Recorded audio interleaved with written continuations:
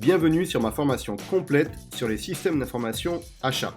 Nous allons découvrir l'ensemble des informations que vous devez maîtriser lorsque vous souhaitez mettre en place une solution e-achat. Deuxième point sur le prédéploiement, c'est de définir des objectifs. Les objectifs, vous allez voir, on peut en calculer plusieurs.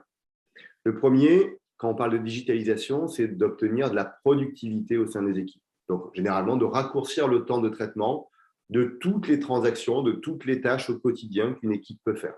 On digitalise, on met des outils qui vont automatiser certains éléments, qui vont éviter de la saisie manuelle, qui vont éviter de faire des échanges en se déplaçant dans l'entreprise pour avoir une question, une réponse, ou de partager des documents papier, etc. Donc, tous ces éléments de productivité, ça va être un premier objectif à atteindre qui va vous permettre de chiffrer et derrière, du coup, de calculer les économies que vous pouvez générer. Deuxième élément, améliorer le pilotage de l'entreprise. Mettre en place un SI achat vous permet d'avoir beaucoup plus de données rassemblées au même endroit qui vous permettra donc de piloter les objectifs que vous vous êtes fixés.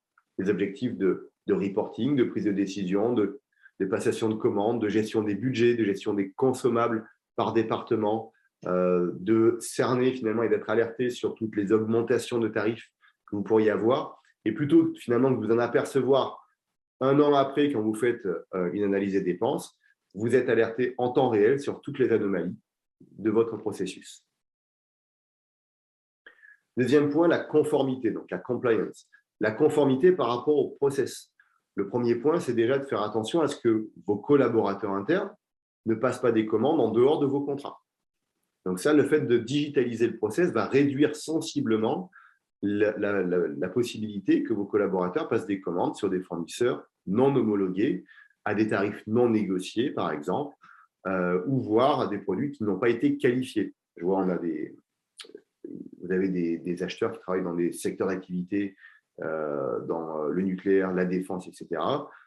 Ils n'ont pas le choix que de passer par des fournisseurs homologués. Ils n'ont pas le choix que de prendre des références d'articles qui ont été homologués pour tel ou tel avion, par exemple. Donc, tous ces éléments-là rajoutent de la contrainte à l'acheteur et la digitalisation permet également donc, de réduire les risques d'erreur. Elle ne les enlève pas complètement, mais elle les réduit sensiblement. Un autre point, c'est l'efficacité, c'est-à-dire d'optimiser finalement le nombre d'intervenants dans chaque processus.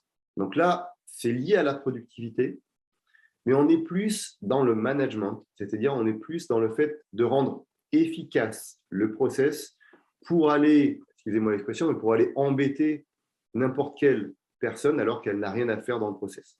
Vous allez vraiment, grâce à la digitalisation, définir les rôles de chaque personne, les intervenants de chaque personne, et ça évitera, par exemple, de mettre en copie la terre entière quand on envoie un email, alors que la moitié des personnes qui sont en copie de cet email n'ont aucune action et aucune raison d'avoir perdu quelques secondes ou quelques minutes à être dans cet échange de communication.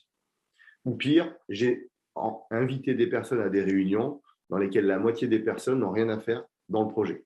Donc là, on parle d'efficacité. Ce n'est pas de la productivité. La productivité, c'est le fait d'aller plus vite sur une action. L'efficacité, c'est le fait de ne pas faire perdre du temps à des personnes qui n'ont rien à faire dans cette transaction.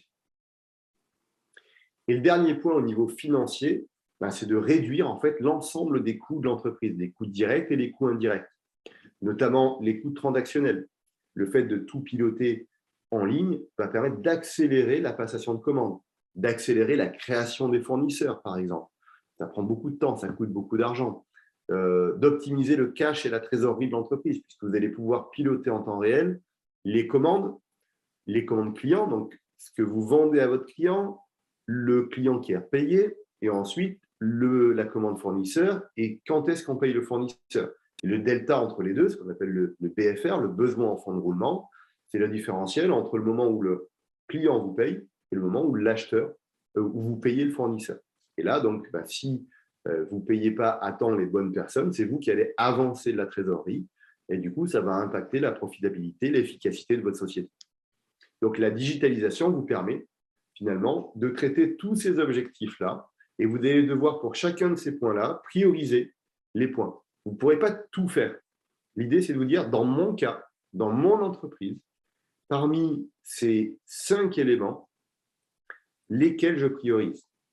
Et une priorité, c'est 3 à 5 objectifs maximum. Ce n'est pas 10, 15 ou 20. C'est 3 à 5 objectifs et vous allez vendre ça à votre direction en disant, voilà, moi, le problème que j'ai dans ma société, ce sont ces 3 éléments-là. Et je vais pouvoir me concentrer sur ces 3 éléments en digitalisant telle et telle partie du processus. Ce module est terminé. Je vous invite à parcourir l'ensemble des modules de ma formation Système d'information achat. Et surtout, pensez à vous abonner à ma chaîne et à appuyer sur le pouce bleu. À bientôt!